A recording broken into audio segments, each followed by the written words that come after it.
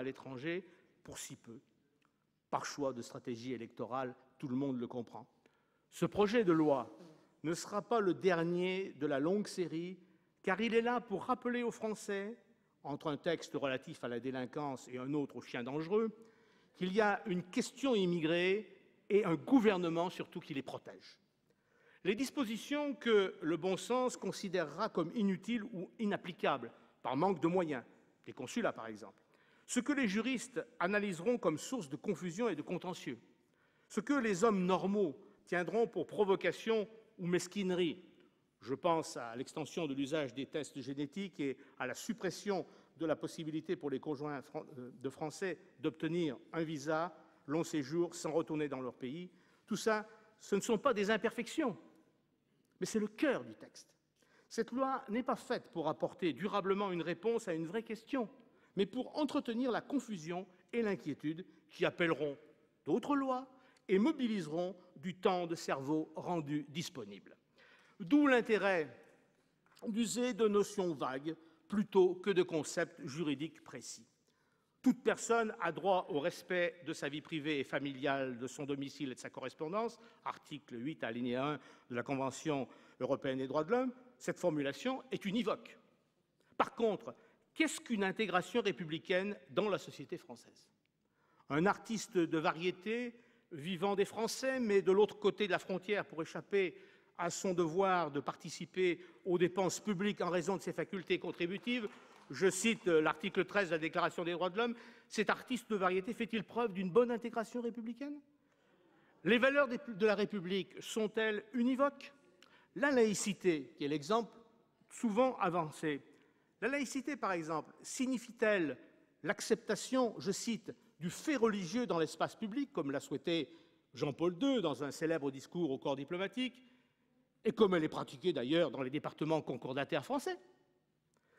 Donc, une notion qui n'est pas univoque. Sait-on précisément ce que sont aussi les principes essentiels qui, conformément aux lois de la République, régissent la vie familiale en France? Toutes ces notions, sources d'interprétation et de contentieux futurs, sont pourtant au cœur du projet de loi. Un seul point appelait une modification législative, l'institution d'un droit de recours suspensif contre les refus d'admission sur les territoires français. On aurait pu s'attendre à ce que le projet de loi tire toutes les conséquences de la condamnation de la France par la Commission européenne des droits de l'homme, ce qui aurait signifié deux choses. Premièrement, étendre le droit de recours suspensif au-delà des demandeurs d'asile à toutes les personnes retenues en zone d'attente, pouvant se prévaloir des articles 2, 3 et 8 de la Convention européenne des droits de l'homme, étrangers dont l'état de santé permet d'invoquer l'article 2, mineurs isolés ou personnes dont la famille vit ensemble et qui leur aurait permis d'invoquer l'article 8. Et deuxième condition, éviter de se mettre en défaut au regard de l'article 13, droit à un recours effectif, et de l'article 6, droit à être entendu équitablement, publiquement, par un tribunal indépendant, droit à être informé dans une langue que l'on comprend et de disposer d'un interprète, droit de disposer du temps et des facilités nécessaires à la préparation de sa défense.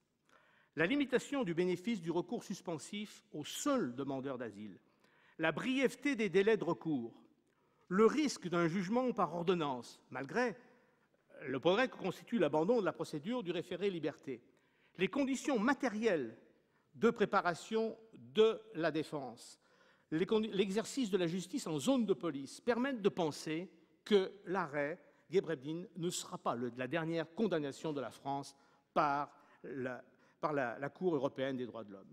Désormais, ce n'est plus l'administration qui, s'appuyant sur des textes clairs, des règles incontestables, règle le gros des affaires, les organes juridictionnels s'occupant de l'exception, mais c'est l'inverse. Le contentieux est devenu le mode normal de régulation des flux migratoires.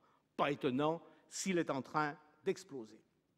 Tout cela serait peu de choses, pourtant, si des hommes et des femmes, des enfants bien concrets, n'étaient l'enjeu de ces stratégies tordues.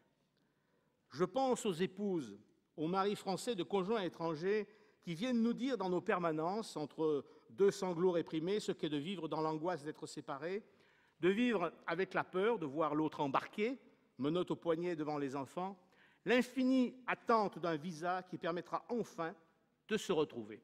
Je pense à tous ceux dont vous allez alourdir les peines au nom d'un faux pragmatisme et d'une idéologie totalement étrangère au génie français.